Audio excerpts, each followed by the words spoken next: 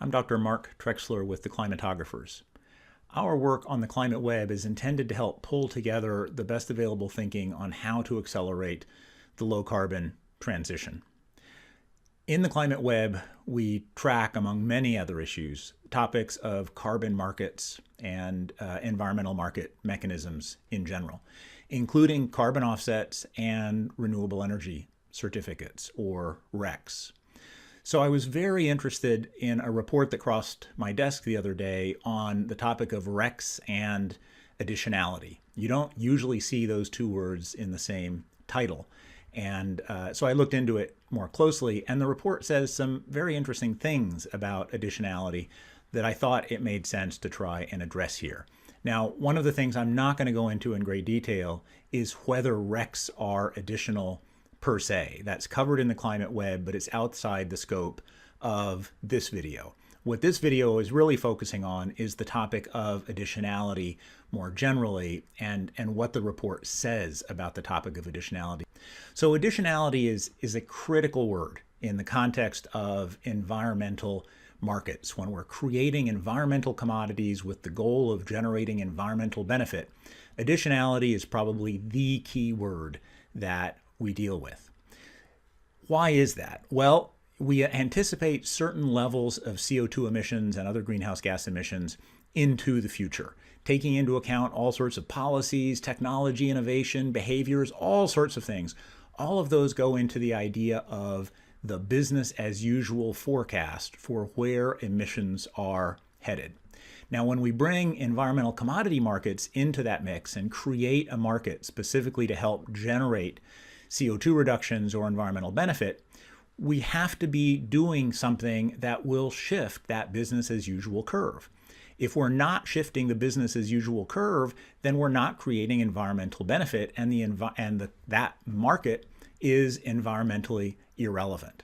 So that's why it's key. So let's just look at that definition again. An environmental commodity market is additional if it is causing reductions to happen that would not otherwise have happened under business as usual. Now, by implication, if a market is not additional, it cannot be used as a source of carbon offsets to offset emissions that you may have elsewhere, and it can't be used to argue that you're accelerating the low carbon transition, because if it's not additional, by definition, you're not accelerating the low carbon transition from what is already considered business as usual. Very simple, very key. Now, where things get complicated is that it's not always easy, and often it's not easy at all, to tell whether a particular reduction is additional. And that's shown here in the context of this continuum from things that are clearly additional to things that are clearly not additional. And along that continuum, you have varying degrees of confidence as with respect to whether a particular reduction is additional or not. Now, that's why we have the idea of additionality tests, financial test, barrier test, all of these tests, but there's only one additionality, and that is it causing environmental benefit, in this case, CO2 emissions reductions that would not otherwise have occurred? These tests are simply to try and figure that out. They are not alternative additionalities, for example. And there can only be one place on this continuum that a particular project sits. It doesn't sit at 4 different places. There's only one place, and you have to figure out how you're going to use these different tests to determine where that place is. Now, what we know is that there are a lot of non-additional reductions out there, and this diagram just gives you a very quick sense of what the problem is with that. That if we grab those non-additional reductions and bring them into these environmental commodity markets, we're potentially swamping the market and not actually causing any environmental benefit. How real a problem is that? Well, let me give you a very practical example. About 10 years ago, I put together just a very simple little chart of emissions reductions already happening in the United States. In other words, people driving Priuses, people like me who are commuting to work by bicycle, nuclear energy, wind energy, everything, mass transit. all the things that are already happening, that are built into business as usual and built into business as usual forecasts. And it added up to billions of tons of carbon dioxide. It's a huge number. In fact, as you can see here, it's equivalent to about 28% of US emissions. Now, these are emissions that aren't happening, but they're already not happening. They're not happening under business as usual. In other words, they are not additional. If you allow these reductions to start being traded, if somebody labels these reductions as offset certified or certified emissions reductions or whatever, and you start trading these things, there are a lot of people who would love to do that. 2 or 3 billion tons at $1 or $2 a ton, 10% profit margin, hundreds of millions of dollars of potential profit in creating a market around these reductions. The only problem is you're not doing anything for climate change. You're not reducing emissions from what otherwise would have been the case, and that's the real problem here. So let's take a look at the report itself and see what it's talking about in the context of additionality. Early on, the report defines additionality, and as you can read here, it's actually a pretty good definition that comports with how I introduced additionality earlier.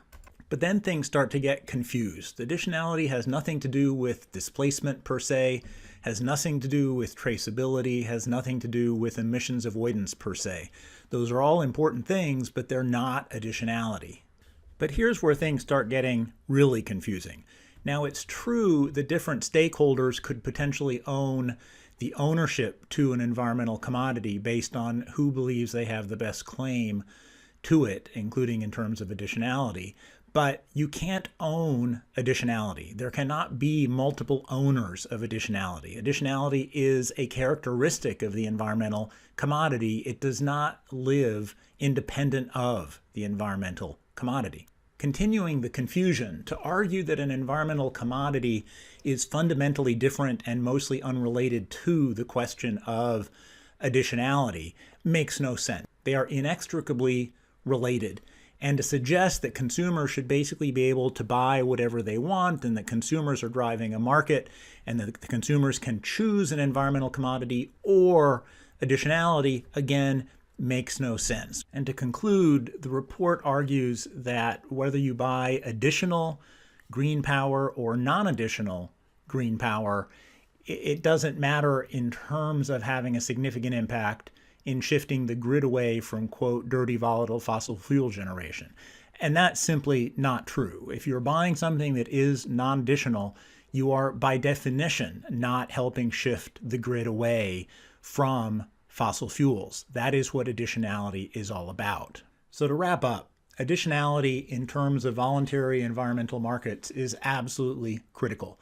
And it's also very easy to define. Additionality is that characteristic of an environmental commodity or environmental commodity market that ensures that you are making something happen that would not otherwise have happened in the absence of that market. And that's what environmental commodity markets are all about. Now, it's not always simple because additionality is not black and white, and you do have to apply additionality tests, etc.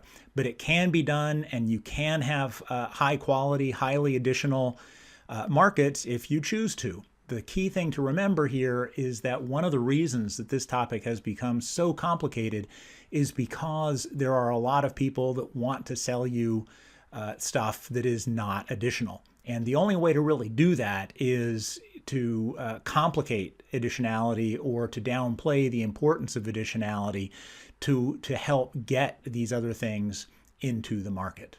The Climate Web organizes more than 100 key topics when it comes to climate change, pulling together lots of information and the best thinking around how to help advance a low carbon transition.